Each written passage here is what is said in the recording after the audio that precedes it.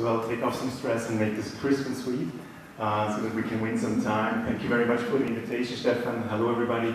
My name is Harold. I'm with Climate Kick. For those who don't know us, we are Europe's largest public-private partnership for climate action. We run a budget of about 100 million euros a year. We're mandated by the European Union to deliberately innovate in the climate space. We have been incorporated in 2010, so we are rather old kids on the block, but of course the world has changed dramatically since then. And the world has dramatically changed since then. We find ourselves in this big movement at the moment of climate action being at the center of everything, of all the discussions. So we're very pleased to see that, and through this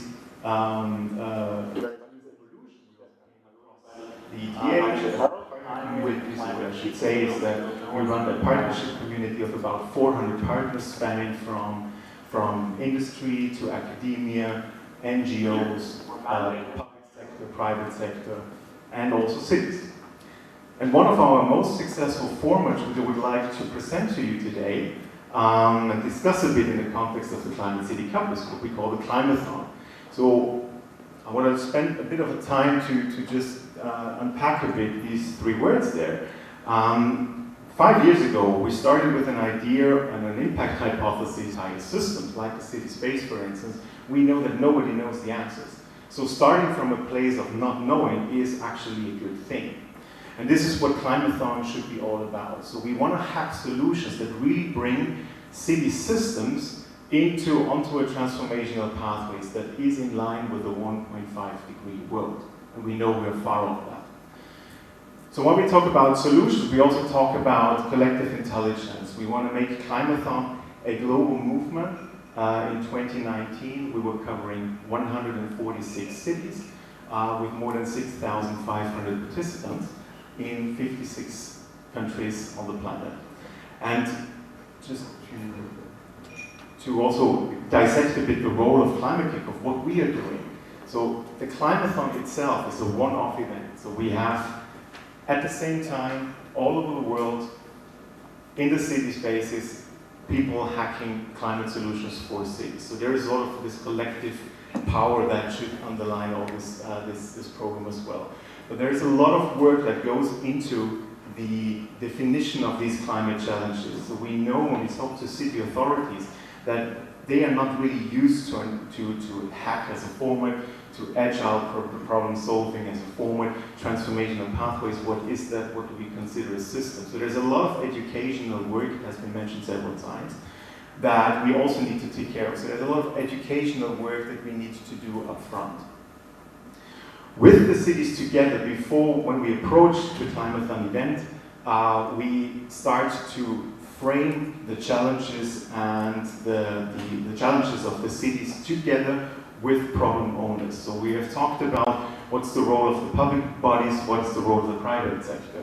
And so this is when it's about owning and sponsoring these challenges, it's very much around, again, a public-private partnership of different local stakeholders in the communities. And then Climathon is taking place. I'll show you some numbers afterwards. And after the event, we basically collect all the collective intelligence and the solutions that have been sourced during the Climathon event itself. And Climate Kick runs a wide portfolio of activities in entrepreneurship, education, innovation portfolios, and so forth. I'm happy to talk about it in more detail over lunch if you're interested. So we are looking into connecting those solutions that have been brought up and the minimum viable systems that have been developed, and source them into our community and see how we can build leverage, how we can develop those solutions from there and scale them up with the ambition that we need to deliver climate action or climate impact at scale and at pace. So in the interest of time, I will skip those because I think what I would like to focus on just in the last couple of minutes is what is our connection to Climate City Cup. So yes, Climate City Cup has also understood that cities is a key area and a key systems where we need to transform in line with the 1.5 degree compliant world. But we also identified very early on that we have some complementarities that we can leverage and cross-pollinate from and with. So we're running this already for a couple of years, and we're doing it, so we have 7 FTEs that sit behind this program alone. So we have some expertise in running such a large-scale global program at scale. But what we're lacking is we're doing it pretty hands-on. So this is pretty dirty work.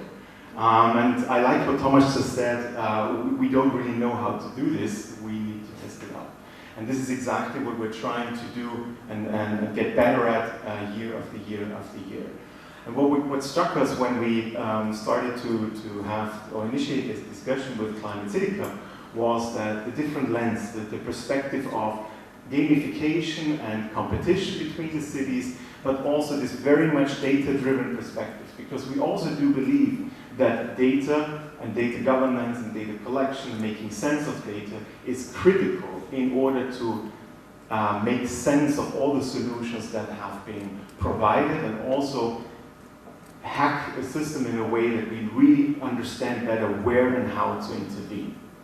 And so going forward, we would like to continue this discussion and learn together of how we can actually bridge those two worlds and make our world, the Climathon world, more data-driven and maybe more gamified, but also to probably help you guys to scale the initiative with our city context, and also make the whole ecosystem just more viable. Because one design principles of what Climathon is very much based on is nobody owns Climathon. We run it, we curate it, we partially finance it, but nobody owns it. It should have its own flexibility, its own dynamics, and that only works if we really, I want to go here.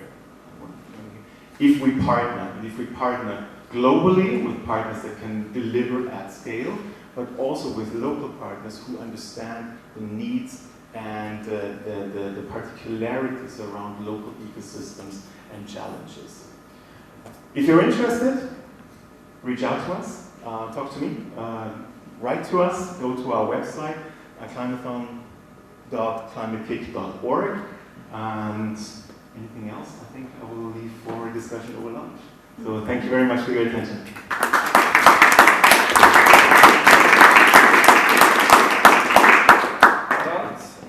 For your presentation. It's really valuable for us to have Climate Kick as a partner, and we would certainly look into the options for future collaboration. We also are always looking for other potential partners to join the Climate City Club movement, and this is why we have also Mr. Poli Marghese today with us. He's coming from India, and he's representing the organization Caritas. He serves as an executive director there for Caritas, and he would kind of say a few words about what moves Caritas these days and why they think that climate change is more and more a topic that they're concerned with and they would like to address together with partners like Climate City.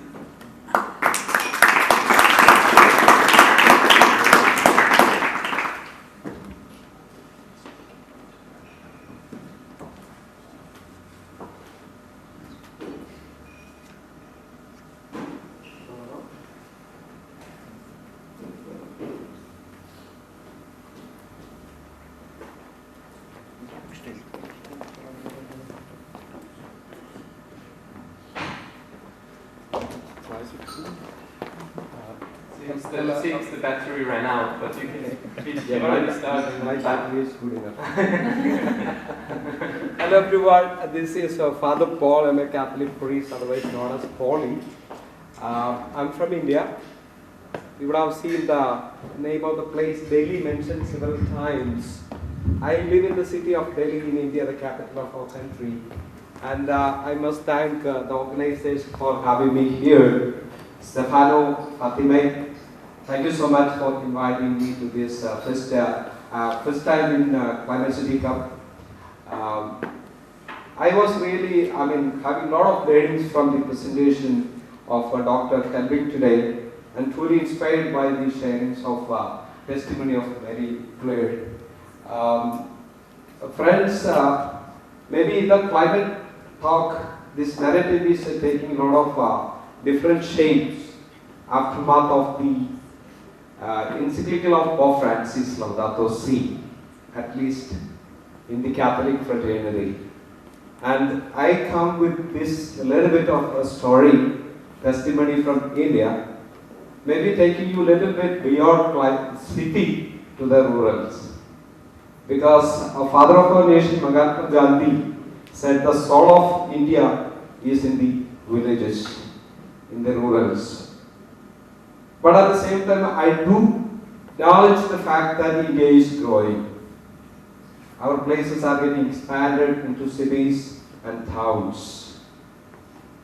Maybe something which I would like to talk today is with this little bit of visual from one of our villages in the state of Madhya Pradesh, if you know that place, that is central part of India.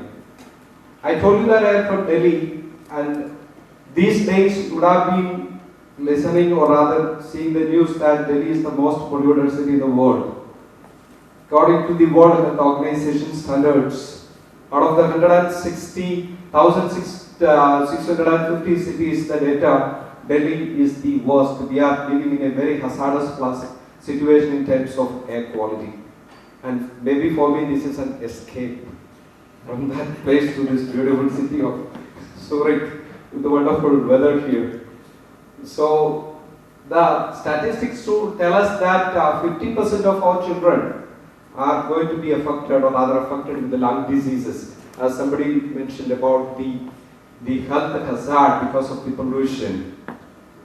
And we know that 1.5 million population people are dying every year because of the pollution in our country. And these are some of the very sad situations and facts.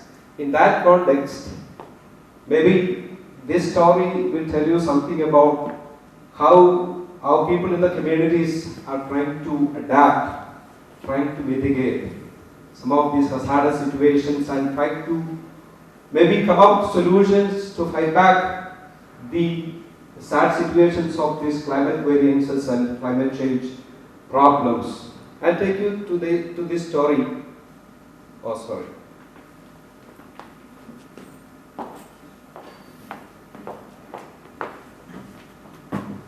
This is a program, rather a movement called Strengthening Adaptive Farming Diversity in 3 countries which we live together, in Bangladesh, India and Nepal. I'm very happy to tell you that the Swiss government also is part of this initiative through Caritas Switzerland. And we have been having a lot of wonderful results from this particular program.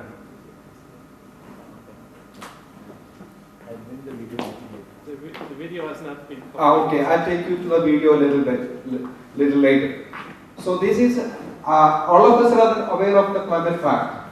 I'm just placing you to a context of India, looking at this reality, how the climate situation is going to affect the continent, so to say continent India with 1.3 billion population, how it is going to affect the desert region. A lot of desertification takes place. And let me tell you, the central part of our India, Madhya Pradesh and Maharashtra, in the last 10 years, 60,000 people committed suicide because of the distress farming, because of the drought situation.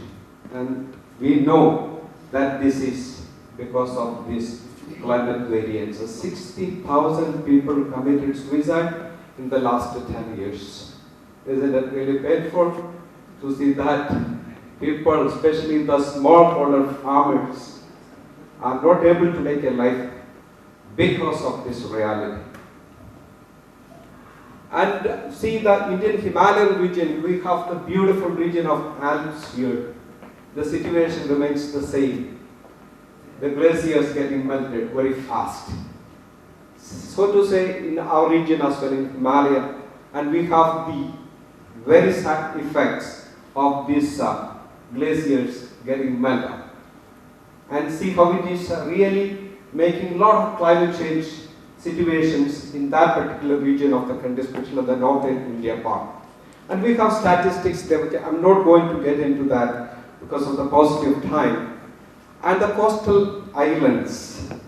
See, we have every other time lot of reality, something called, the latest was the Bulbul cyclone. In the year 2019 alone, this year, we had 12 states of the country completely into the floods and other submergences. 12 states of the country was affected. You can imagine how it is going to, it's affecting the life and livelihood situations of the people. The millions of the people who are getting affected because of this. The places like Mumbai, Cochin are likely to be submerged because of this climate reality. So that is what happening in the coastal area. Coming to the central and peninsular area. As I told you, because of the drought situation, the farming community getting into absolute distress and suicides. Let me tell you of the agrarian community in our country, 80% are the smallholder farmers, and they are the people who are really affected because of this reality of climate change. Sorry.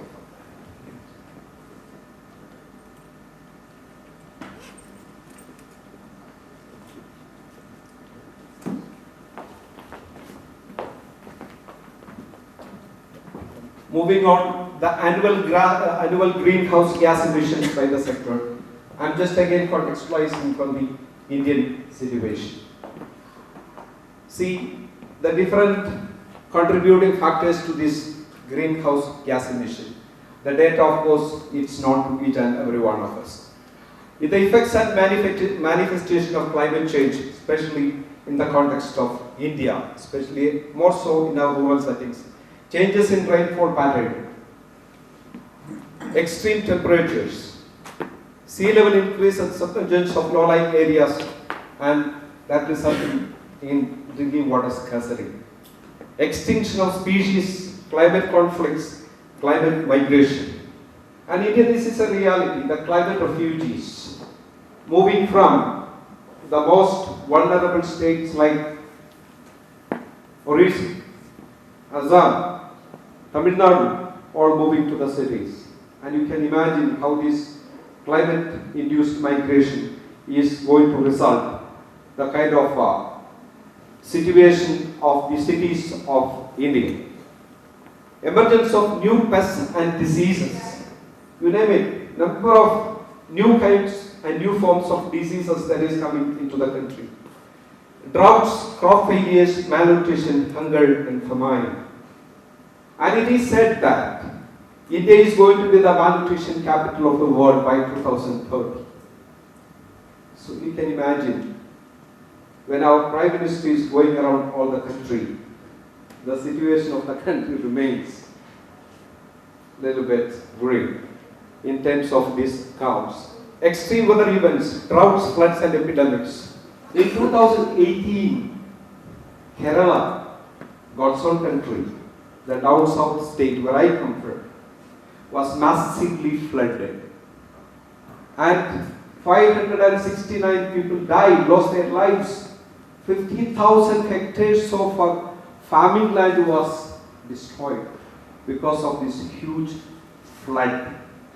And you can imagine how it really affected the economy of the state, one of the most flourishing states of the country.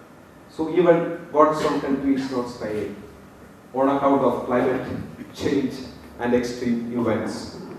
So increasing frequency of disasters and new types of disasters that is coming to the country. On one side, we ask for rain, and at the same time, we ask the good Lord to stop the rains. So this is the paradox that we are facing in the context.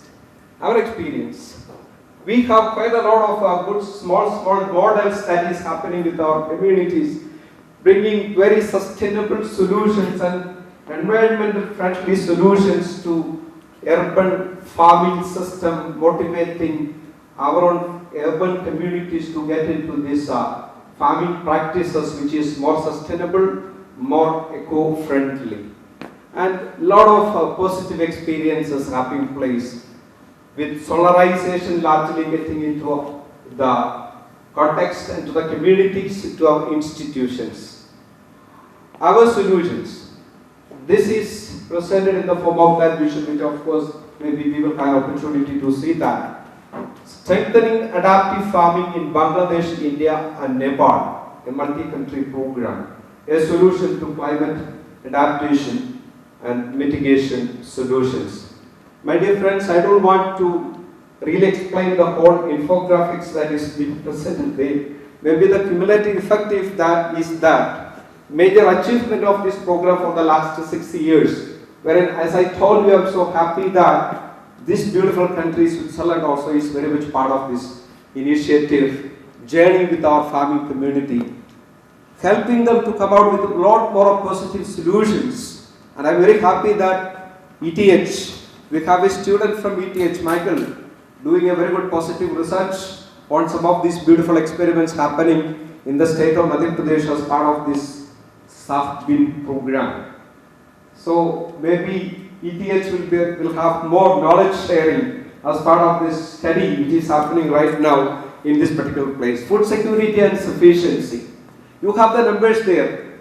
Maybe I can share the presentation and you will help us to, you will know what is the kind of fantastic changes that is happening because of this wonderful initiative from the part of our community, especially from the farming community. And farmers are being presented as the real scientists. They are the scientists in the villages and they have the solutions.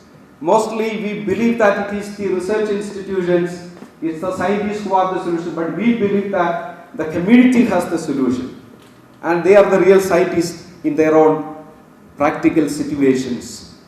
Maybe going back to their traditional knowledge systems and maybe really bringing back the traditional knowledge into their own very existential problems and working out solutions, maybe sustainable solutions as we were speaking about. And we have a lot of achievements as part of this particular initiative.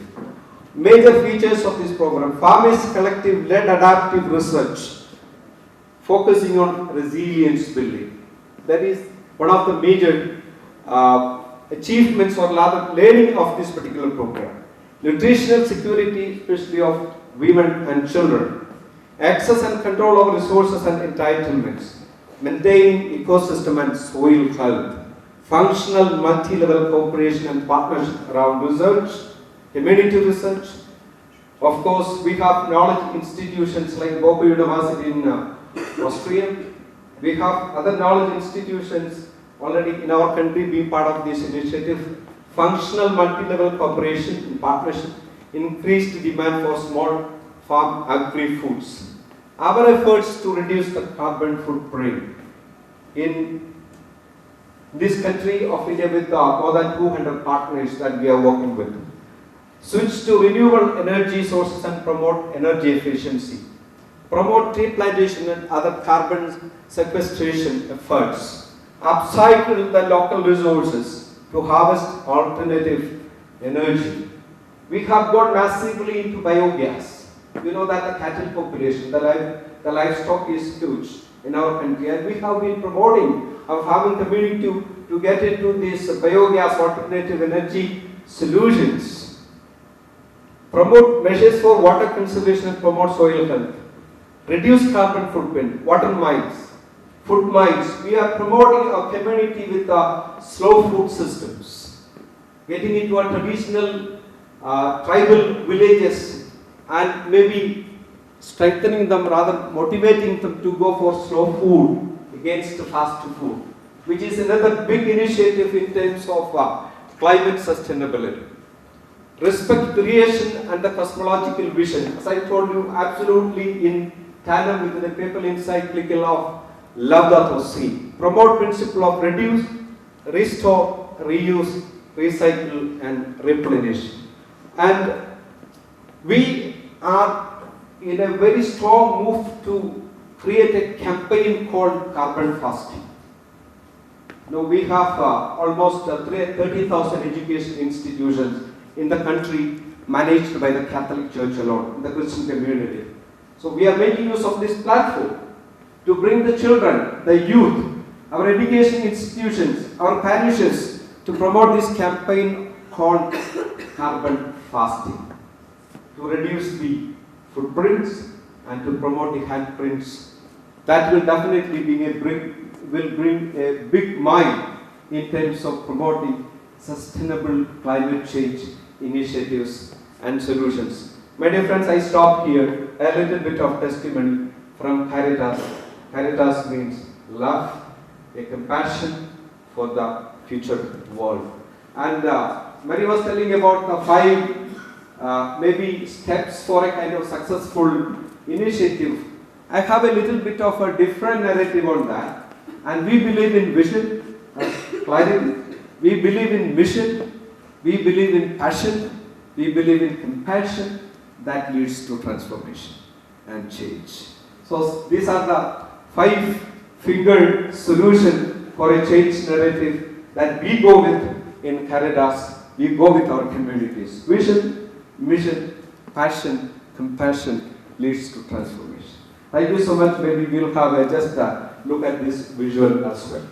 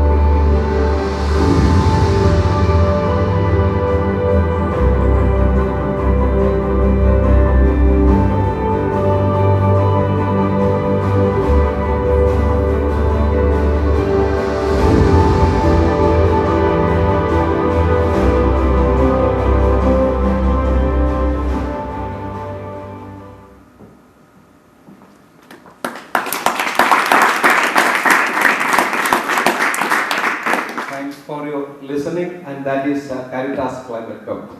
Thank you.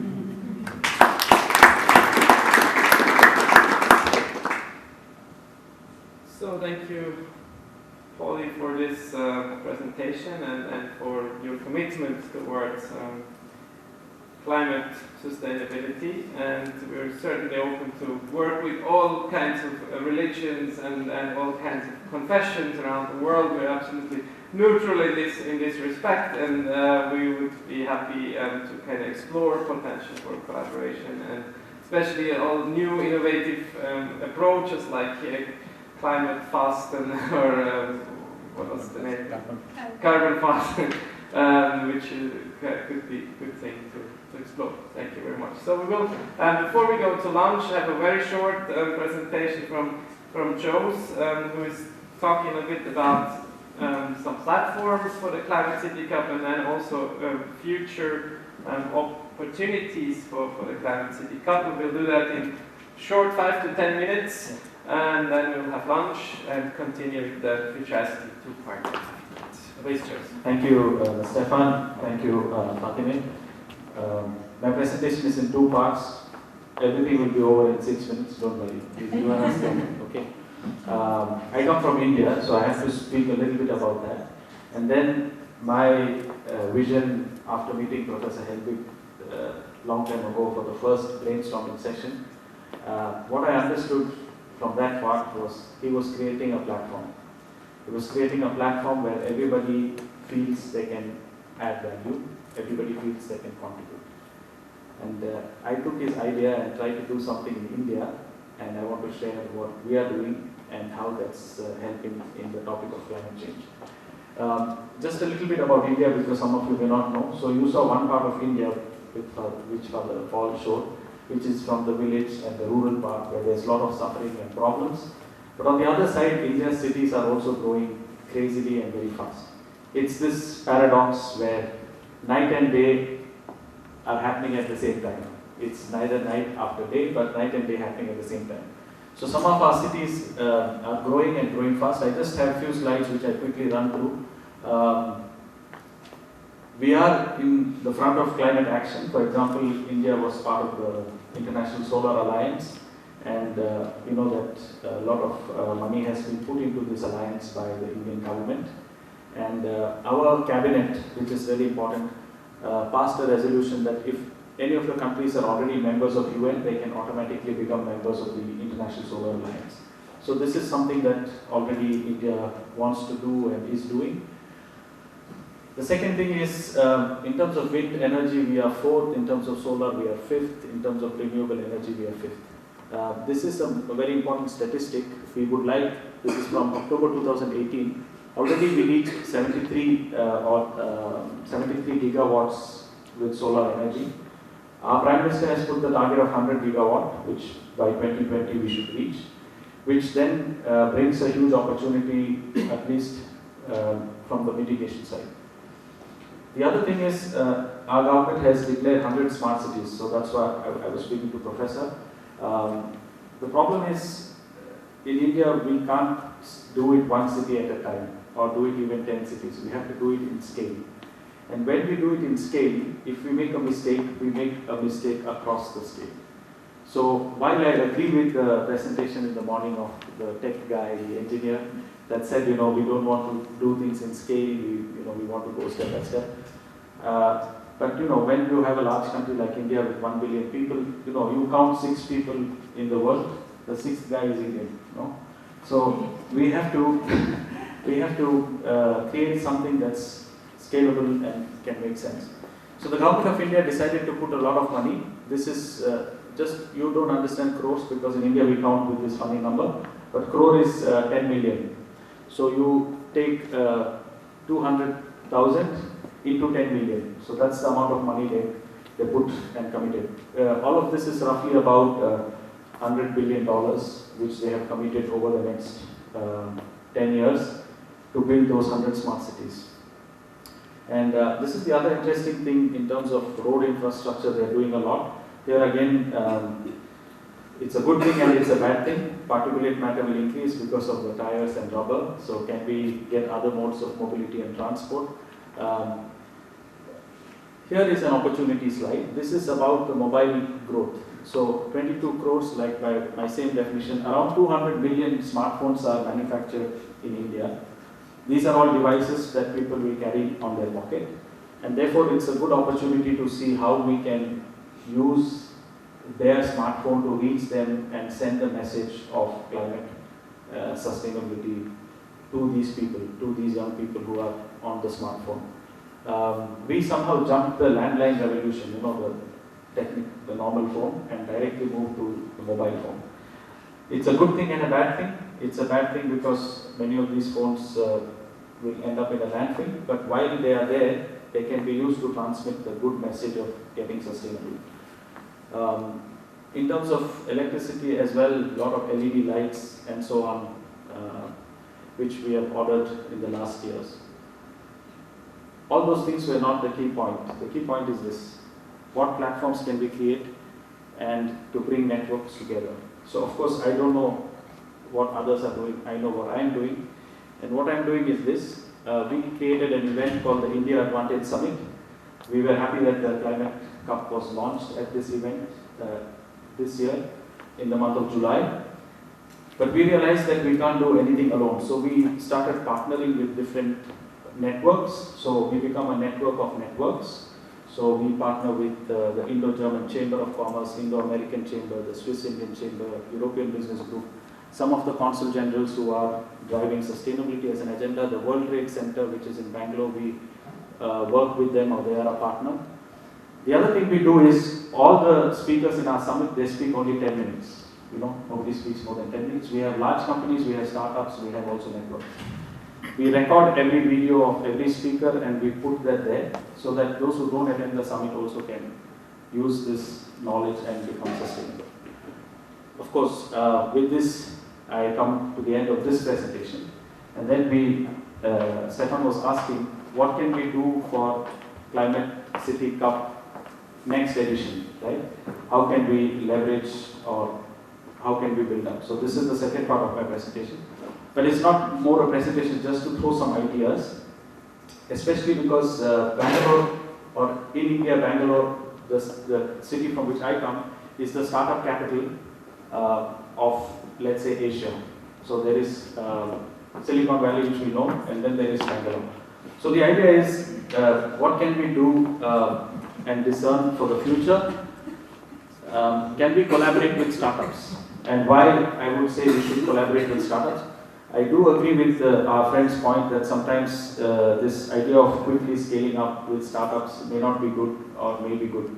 But the problem is, look, they are already there and they are already scaling up. If we make them aware about the climate aspect, maybe if they are scaling up, they take better decisions. If we don't make them aware and they take wrong decisions, it's a bigger mess. So the better thing is to engage with them and to get them together in our platform. So I would think, as you go forward, you have to think how to get this, because suddenly a startup gets a lot of money and they scale up. If they don't have the climate perspective in their view, they do it in the most dirty and fastest way. We want them to take the sustainable and better way, and for that we have to engage with them. Just to give you an idea of Bangalore, just from a point of why Bangalore is important, more than 17 billion was raised, and we had 14,000 startups. This is only one city in Bangalore, and we have almost 270 incubation centers. But all these, in the end, have led to $15 billion of valuation. And from this, Bangalore is the first city in all of India. Just to give you one story of one startup, it's a company called Flipkart. It's a guy who started in 2007, so not so long ago, 10 years ago, right? This is the young guy, his name is Sachin Bansal. You may not even have heard of this company, but he was competing with Amazon in India. He left Amazon and started Flipkart. And finally he sold his company, Flipkart, for $16 billion to Walmart. Now this guy is from Bangalore, my city. I know this guy. And now what he is doing is he is investing in other companies. What I want you to see is, look, he is investing in very, very interesting sustainable companies. This is an electric bike company. He has put in Series C funding. How much he puts in is all not revealed. But it's very interesting. You know, for this we have to thank the regulators. If he took all the money what he got after selling to Amazon in his bank account, he loses 60% in tax. So he's putting it back into startups. And somehow he's putting it in sustainable startups. Ola is a company similar to Uber. And it's interesting now that Ola got this new round of funding and is starting electric cars instead of the regular cars. So it's a lot of interesting things that these startups are doing. So these are some other startups.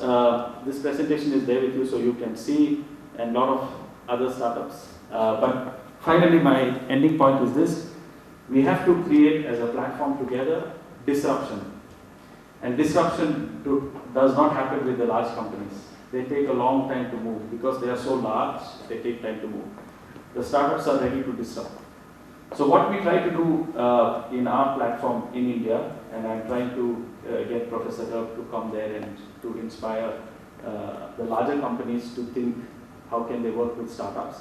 Because sometimes they say some things are impossible. Also the government people say some things are impossible. But if they collaborate, and if we can bring this magic and get them to work together, it will be amazing. So for our next edition, what we want to do also with Climate Cup, probably jointly with them, is try to bring together bankers, try to bring together startups, large companies, government, and all these people, and help them talk to each other. With this, I end my speech. Thank you very much. Look forward to discuss with you at coffee.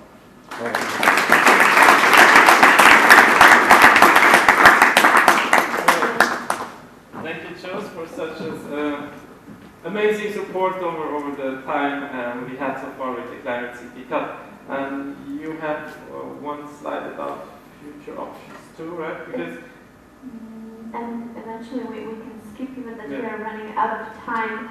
It's more for you. I hope that you will go back home with some food for thought. So you've seen a broad panel of different possibilities how to tackle climate change, how to engage into citizens' action.